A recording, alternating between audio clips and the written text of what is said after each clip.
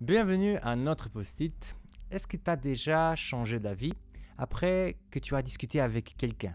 Si tu appartiens à ce type de personne, c'est-à-dire tout le monde, je t'invite à écouter ce post-it jusqu'à la fin. Le texte d'aujourd'hui se trouve à la fin de l'Ancien Testament.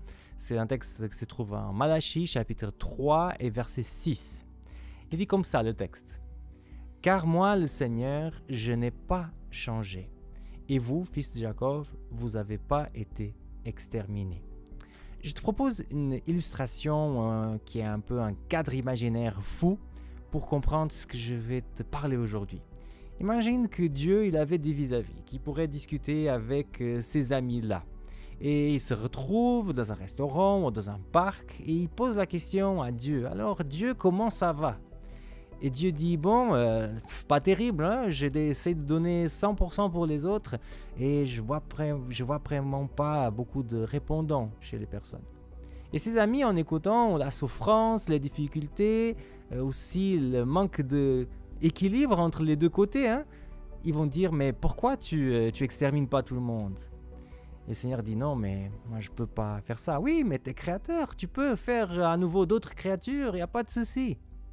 Sauf que, dans cette illustration, dans ce cadre imaginaire fou que je viens de vous proposer, il y a beaucoup de choses qui ne vont pas. Bon, tout d'abord, Dieu n'a pas de vis-à-vis, il n'y a pas d'autres dieux, il n'y a pas des amis comme ça au même niveau. Mais deuxièmement, une des forces de notre Dieu, c'est justement qu'il ne change pas d'avis comme ça. Nous, les êtres humains, oui, en fonction des circonstances, en fonction de notre expérience de vie, ce qu'on est en train d'éprouver, nos émotions, on peut changer d'avis et des fois c'est très bien parce que des fois on va droit contre le mur et si on change d'avis c'est toujours positif.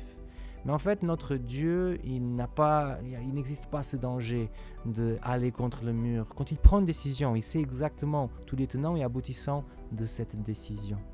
Mais ça pour moi c'est quelque chose qui me soulage beaucoup. De savoir que quand je lis quelque chose dans la Bible que Dieu ne va pas changer d'avis. Que quand il me fait une promesse d'être toujours à côté de moi, il ne va pas changer d'avis. Que quand il dit qu'il m'aime, il ne va pas revenir en arrière pour dire non, en fait, maintenant que je te connais, maintenant que je vois ton cœur, je t'aime plus. Et ça, franchement, ça donne vraiment une assurance à mon cœur, une force pour continuer chaque jour. Moi, je m'appelle Samuel Cunha et c'était le post-it d'aujourd'hui.